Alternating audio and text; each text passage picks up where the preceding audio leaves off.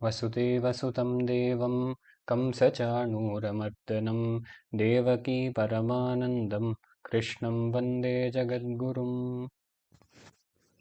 கடந்த சத்சங்கத்தில் ரெண்டாவது அத்தியாயத்தோடு மூணாவது ஸ்லோகம் வரைக்கும் பார்த்தோம். கௌரவ சேனையை பார்த்த அர்ஜுனன் தன்னோட குரு, தன்னோட அண்ணா தம்பிகள், தன்னோட சொந்தக்காரா எல்லாரையும் பார்த்து நான் யுத்தம் பண்ணவே மாட்டேன்னு அஸ்திரங்கள் எல்லாம் ஆயுதங்கள் எல்லாம் கீழே போட்டு தலையில கையை வச்சுட்டு கண்ணில் கண்ணீரோடு உட்காந்துட்டு இருக்கான். அப்போ பகவான் பேச ஆரம்பிக்கிறார். இப்படி யுத்தமே பண்ண மாட்டேன்னு சொல்ற அர்ஜுனனை பார்த்து பகவான் சொல்றார், கிளைபியம்மா அஸ்மகமஃப் பார்த்த நைதத்வய்யுபபத்யதே க்ஷுத்ரம் ஹிருதய தௌர்பல்யம் தியக்த்வோத்திஷ்ட பரந்தப. ஹே அர்ஜுனா, உன்ன மாதிரி ஒரு வீரன் இப்படி ஒரு நிலையில உட்கார்ந்து இருக்கிறது நல்லா இல்லை. இந்த ஹிருதய தௌர்பல்யம், இந்த கோழத்தனத்தை விட்டுட்டு ஏந்திரு அப்படின்னு பகவான் சொல்றார். இப்போ எல்லாருக்கும் வர ஒரு கேள்வி, யுத்தம் பண்ண மாட்டேன்னு சொல்லிட்டு இருக்கிற அர்ஜுனனை பார்த்து பகவான் ஏன் இல்லை நீ ஏந்து யுத்தம் பண்ணி தான் ஆகணும் அப்படின்னு சொல்றார்? ஏன்னா சாதாரணமா அஹிம்சையை தானே பரம தர்மமா நம்ம சொல்லுவோம், அஹிம்சையை தானே பகவான் சொல்லியிருக்கணும். ஏன் யுத்தம் பண்ணுன்னு இங்கே பகவான் சொல்றாரு? அதுவும் யார? யுத்தம் நான் பண்ண மாட்டேன்னு சொல்லிட்டு இருக்கிற ஒருத்தனை பகவான் இல்லை நீ யுத்தம் பண்ணி தான் ஆகணும் ஏந்திருன்னு சொல்றார். ஏன் இப்படின்ற கேள்வி நிறைய பேருக்கு வரும். இது புரியணும்னா கொஞ்சம் மகாபாரதத்துல இந்த யுத்தம் எதனால நடக்கிறது, இதுக்கு முன்னாடி என்னெல்லாம் நடந்ததுன்றத நம்ம பார்க்கணும். சின்ன வயசுலேருந்தே திருதராஷ்டிரனோட புத்திராளான துரியோதனாதிகளுக்கு எப்படியாவது இந்த பாண்டு புத்திராளான பாண்டவாளை கொன்னு அவா மேல இருக்கணும்ன்ற ஒரு பேராசை. எப்போதும் அவளுக்கு தான் இந்த ராஜ்யம் கிடைக்கணும், இவாளை எப்படியாவது ஒழிச்சு கட்டணும்னு ரொம்ப சின்ன வயசுலேருந்தே பார்த்துட்டு இருக்கா. முதல்ல ஆரம்பிச்சது பீமனுக்கு விஷம் கொடுத்து கொல்ல பார்த்தான். பீமசேனனுக்கு விஷம் கொடுத்து அதனால அவன் மயங்கி விழுந்து அவனை ஒரு கல்லை கட்டி கை காலெல்லாம் கட்டி நதிக்குள்ள தள்ளி விட்டுட்டான். ஆனா பகவானோட கிருபையினால என்னாச்சு, இவர் பீமசேனன் அந்த நதிக்குள்ள விழுந்து கீழே போய் போய் நாகலோகத்துக்கு போயிட்டான். இந்த நாகலோகத்துல இருந்த நாகங்கள் எல்லாம் பீமனை பார்த்து ஏதோ ஒரு எதிரி வந்திருக்கான்னு நினைச்சுட்டு அவனை போய் கொத்தித்து. இப்போ கொத்தினப்போ இவா கொடுத்த விஷத்துக்கு இந்த நாகத்தோட விஷம் மாத்து மருந்தாவே ஆயிடுது.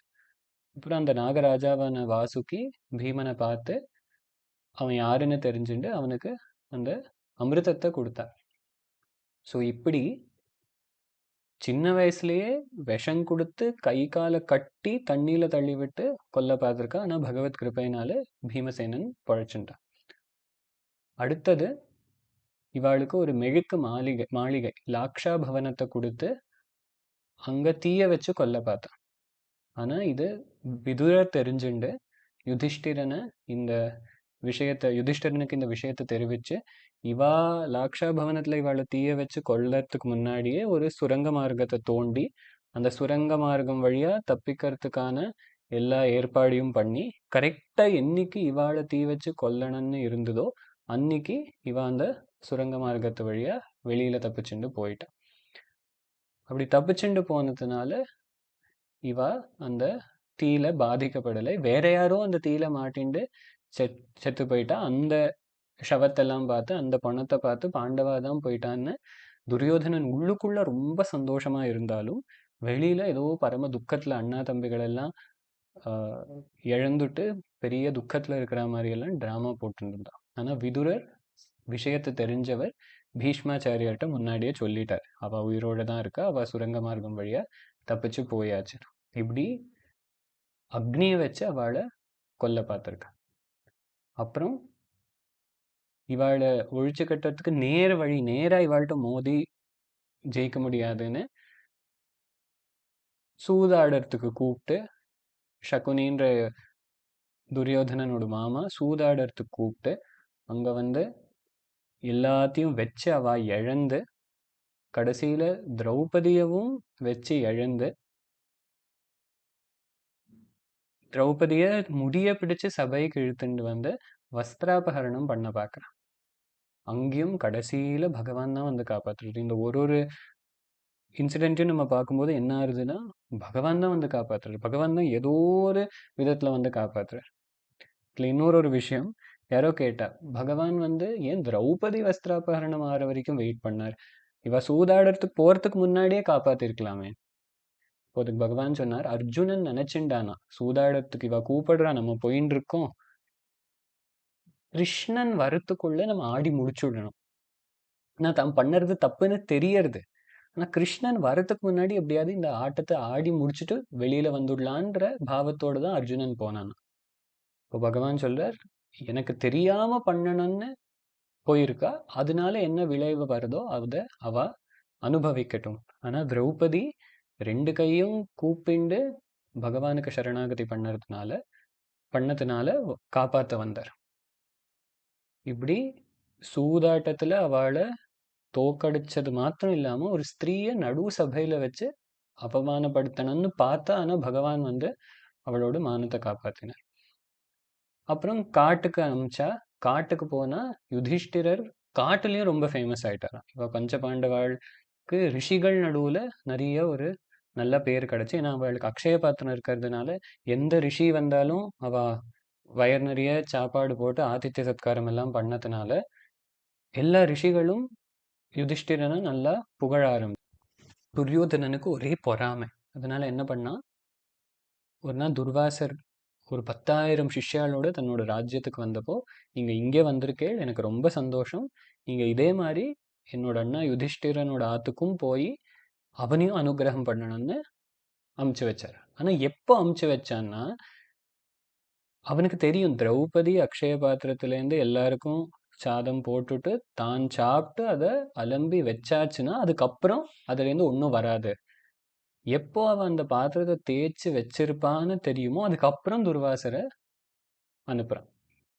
இப்போ துர்வாசரும் அங்கே போறார். யுதிஷ்டிரர் வாங்கோன்னு அவருக்கு நமஸ்காரம் எல்லாம் பண்ணி, நீங்க எல்லாம் போய் குளிச்சு உங்களோட ஜபத்தெல்லாம் முடிச்சுட்டு வாங்கோ, அதுக்குள்ள நான் சாப்பாடு ரெடியா வைக்கிறேன்னு யுதிஷ்டிரனும் சொல்லிட்டார். இப்போ ஒரு பெரிய ரிஷி, அதுவும் துர்வாசரை ஆத்துக்கு சாப்பிட கூப்பிட்டுட்டு யுதிஷ்டிரர் வந்துட்டு இருக்கார். இங்க வந்து பார்த்தா திரௌபதி பாத்திரத்தை தேய்ச்சி வச்சாச்சு. அப்போ என்ன பண்ணுறதுன்னு தெரியல. திரௌபதி எப்போ கஷ்டம் வந்தாலும் வாயில வர ஒரே நாம கிருஷ்ணான்னு இந்த பகவானை கூப்பிட்ட போது பகவான் வந்து என்னம்மா ஆச்சுன்னு கேட்டார். இல்லை இப்படி எல்லாம் ஆயிருக்குன்னு சொன்னப்போ, நீ பாத்திரத்தை கூடு. பாத்திரத்தை தான் நான் தேய்ச்சி வச்சாச்சு. நீ எவ்வளோ அழகா பாத்திரம் தேய்ப்பேன்னு நானும் பார்த்துருக்கேன். நீ பாத்திரத்தை கூடு நான் சொல்றேன்னு பார்த்தா அங்க ஒரு பருக்க சாதம் இருந்தது. சில பேர் ஒரு இலை ஒட்டின்னு இருந்ததுன்னு சொல்லுவா, சில பேர் ஒரு பருக்க சாதம் இருந்ததுன்னு சொல்லுவா. அதை எடுத்து அவர் வாயில போட்டுட்ட உடனே எந்த பகவான் வைஸ்வானர் அக்னியா எல்லாரோட வயத்துல இருந்துட்டு எல்லாத்தையும் ஜீர்ணிக்கிறாரோ, அகம் வைஸ்வானரோ பூத்வா பிராணினாம் தேகமாஸ்ரதா பிராணாபான சமாயுக்தா பச்சாமியன்னம் சதுர்விதம்னு எந்த பகவான் சொன்னாரோ அந்த பகவான் ஒரு பருக்க சாதத்தை வாயில போட்டுட்ட உடனே இந்த ஸ்நானம் பண்ணிட்டு இருந்த ரிஷிகளுக்கெல்லாம் திடீர்னு வயர் ரொம்பிடுதான். இப்போ இவான் நினைச்சா, தர்மபுத்திரர் சாப்பிட கூப்பிட்டுருக்கார், நம்மளுக்கோ இன்னும் ஒரு வாய் சாதம் உள்ள போனா கூட அது வாந்தியா வெளியில வந்துடுமோ அந்த அளவுக்கு ஃபுல்லா இருக்கு. இப்போ என்ன பண்ணுறது, வயர் அப்படி நிறைஞ்சுடுத்தே திடீர்னு. சரி இப்போ அங்கே போனா நம்ம அவ கூப்பிட்டுருக்கா சாப்பிட வரோம்னு சொல்லியிருக்கோம், அங்கே சாப்பிடாம வந்தா நல்லா இருக்காது, அதனால இப்படியே கிளம்பி போயிடலான்னு யாருமே திரும்பி வரலையா. இப்படி அந்த ரிஷி சாபத்திலேருந்தும் பகவான் தான் வந்து காப்பாத்தினார். அப்புறம் கடைசியில இவ அஜ்ஞாதவாசம் இருக்கும்போது இவ எந்த ராஜ்யத்துல இருக்கான்னு தெரிஞ்சுண்டு விராட்ட தேசத்துல இருக்கான்னு தெரிஞ்சுண்டு விராட்ட தேசத்துக்கு எதிர்க்க படையெடுத்துட்டா துரியோதனன். ஏன்னா இவ ஒளிஞ்சுன்னு இருக்கா, இவாளை கண்டுபிடிச்சுட்டா திருப்பி 12 வருஷம் வனவாசம் ரீஸ்டார்ட் ஆகும் ஃபர்ஸ்ட்லேருந்து. இப்படி இருக்கிற இவாளை எப்படியாவது கண்டுபிடிச்சு அந்த வனவாசத்துக்கு திருப்பி அனுப்பணுன்ற உத்தேசத்தோட படையெடுத்துட்டு அந்த தேசத்து மேலேயே யுத்தத்துக்கு கிளம்பிட்டான். அப்போ பிருஹன்னளன்ற ஒரு நபும்சக வேஷத்துல இருந்த அர்ஜுனன், அங்க இருக்கிற சின்ன பையன் உத்தரகுமாரன், அந்த ராஜகுமாரனை வச்சுண்டு யுத்தம் பண்ணி எப்படியோ அந்த விராட்ட தேசத்தையும் காப்பாத்தி தன்னோட ஐடென்டிட்டி வெளியில தெரியாமையும் காப்பாத்தி அந்த ஒரு வருஷம் அப்படின்ற அந்த டைம் வந்துடுது. அது வரைக்கும் துரியோதனனுக்கு இவ யாருன்னு தெரியாம போனதுனால அவ வனவாசமும் முடிஞ்சிருது, அவளோட அஜ்ஞாதவாசமும் முடிஞ்சுடுது. சரி, இப்போ வனவாசம் முடிஞ்சாச்சு, அஜ்ஞாதவாசம் முடிஞ்சாச்சு, இவ்வளோ நாள் இவ்வளோ கஷ்டம் கொடுத்துருக்கா. இப்போ முன்னாடி என்ன பண்ணலாம், இப்போ யாருக்கு ராஜ்யம் அப்படின்னு பேசணும். தர்மமா பார்த்தா பாண்டவாளுக்கு வரணும். ஆனா இப்படி ஒரு சூழ்நிலையில இருக்கிறதுனால கிருஷ்ணரை தூதனா அனுப்பி வைக்கிற. அப்போ யுதிஷ்டிரர் அப்போ கூட சொல்றார், இவ்வளோ கஷ்டத்தை அனுபவிச்சப்புறமும் யுதிஷ்டிரர் சொல்றார், ஏதாவது நம்மளுக்கு கம்மி கிடைக்கிறதுனா கூட பரவாயில்ல கிருஷ்ணா, சரின்னு சொல்லிட்டு வந்துடு. நீ வந்து நெகோஷியேட் பண்ணுறதுக்காக போற, யுதிஷ்டிரனோட பிடிவாதத்தினால ஒரு ஒப்பந்தத்துக்கு நம்மளால வர முடியல அப்படின்னு நாளைக்கு வர வேண்டாம். யுதிஷ்டிரனோட பிடிவாதத்தினால ஒரு யுத்தம் நடந்ததுன்னு வர வேண்டாம். அதனால அவ ஏதாவது கொஞ்சமா கொடுத்தாலும் பரவாயில்லன்னு ஒப்பந்தத்தை பண்ணிட்டு வந்துடுன்னு சொல்லி யுதிஷ்டிரர் அனுப்புறார். கிருஷ்ணர் அந்த சபைக்கு போய் கேட்குறார், பாதி ராஜ்யத்தை கேட்டா தர முடியாது. சரி, பாதி ராஜ்யம் வேண்டாம், ஒரு 5 ஊரை கொடுத்தியான பஞ்ச பாண்டவாளுக்கு நான் உனக்காக அவள்கிட்ட பேசி சம்மதிக்க வைக்கிறேன். 5 ஊரும் தர முடியாது. சரி, ஒரு 5 வீடு கொடுப்பா போறோம், நான் பாண்டவாளை சொல்லி சமாதானப்படுத்துறேன்னு சொன்னா துரியோதனன் சொல்றான், ஒரு ஊசி குத்துற அளவு இடம் கூட நான் பாண்டவாளுக்கு தரமாட்டேன். அப்போ பகவான் பார்த்து கேட்குறார், ஏன்பா துரியோதனா, நீ பண்ணறது தப்புன்னு உனக்கு தெரிய மாட்டேங்கிறதா? இவ்வளோ நடந்திருக்கு, இன்னும் இப்படி பிடிவாதம் பிடிச்சுருக்கியே, நீ பண்ணது அதர்மம்னு உனக்கே தெரிய மாட்டேங்கிறதான்னு கேட்குற. இப்போ துரியோதனன் சொல்றான், ஜானாமி தர்மம் நச்சமே பிரவருத்தி, ஜானாமி அதர்மம் நச்சமே நிவృత్తి. கிருஷ்ணா, உன்னோட மாரல் சயின்ஸ் லெக்சர் எல்லாம் நீ எனக்கு கொடுக்காத. கிருஷ்ணம் வந்தே ஜெகத்குரும்னு யாராவது உக்காந்துன்னு இருப்பா, அவள்கிட்ட போய் உன்னோட உபதேசம் எல்லாம் பண்ணிக்கோ. எனக்கு எது தர்மம்னு தெரியும், ஆனா எனக்கு அது பண்ண தோண மாட்டேங்கிறது. எனக்கு எது அதர்மம்னு தெரியும், ஆனா எனக்கு அதை தான் பண்ணணும்னு தோணுது. இப்படி இருக்கிற துரியோதனன் சின்ன வயசுலேருந்து விஷம் கொடுத்து தன்னோட அண்ணா தம்பியை கொல்ல பார்த்தவன், அக்னியில அவளை கொல்ல பார்த்தவன், அவளை ஏமாத்தி காட்டுக்கு அனுப்பினவன், ஒரு ஸ்திரீய நடு சபையில வச்சு அவமானப்படுத்திட்டும் இவ்வளோ தப்பு பண்ணிட்டும் அவனுக்கு ஒரு கடைசி சான்ஸ் கொடுக்கும்போது, நீ போயிட்டு வா, எனக்கு நீ ஒன்றும் சான்ஸ் எல்லாம் கொடுக்க வேண்டாம், எனக்கு நான் தப்பெல்லாம் ஒன்றும் தெரியாம பண்ணல, தெரிஞ்சே தான் நான் தப்பு பண்றேன், உன்னால என்ன முடியுமோ பண்ணிக்கோன்னு சொல்ற இந்த ராஜா இவனை இப்படியே விட்டா. நீ ராஜ்யத்தை ராஜ்யபரணம் பண்ணிக்கோன்னு இப்படியே விட்டா அந்த நாடு என்ன ஆறுது? ஒரு ராஜகுமாரி திரௌபதியவே நடு சபையில வச்சு அப்பமானப்படுத்துறானா, அந்த ராஜ்யத்துல இருக்கிற மற்ற ஸ்திரீகளோட நிலைமை என்ன ஆறுது?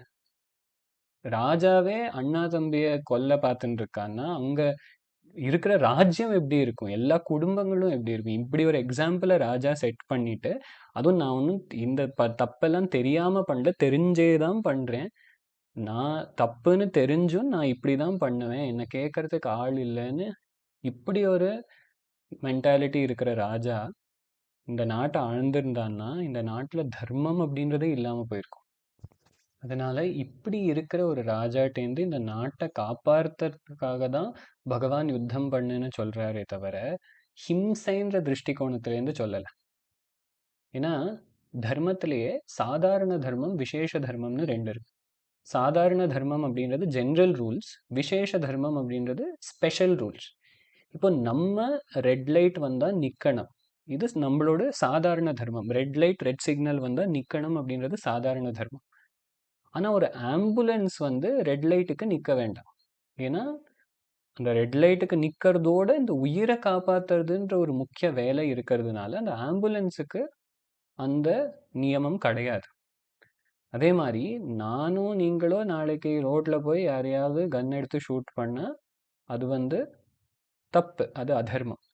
ஆனா ஒரு 1000 அப்பாவி ஜனங்களை ஒரு தீவிரவாதி கொல்லறதுக்கு போயின்னு இருக்கான், அந்த தீவிரவாதிய ஒரு ஆர்மி ஆஃபீஸர் ஷூட் பண்ணா அதுக்கு அதர்மம்னு சொல்ல மாட்டோம், அது அவர் நாட்டுக்கு பண்ற பெரிய ஒரு சேவை.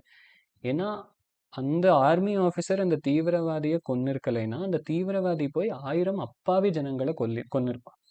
அதனால அவ்வளோ பெரிய ஹிம்சைய அவன் பண்றத தடுக்கிறதுக்காக இந்த ஹிம்சைய பண்ண வேண்டி வந்தது.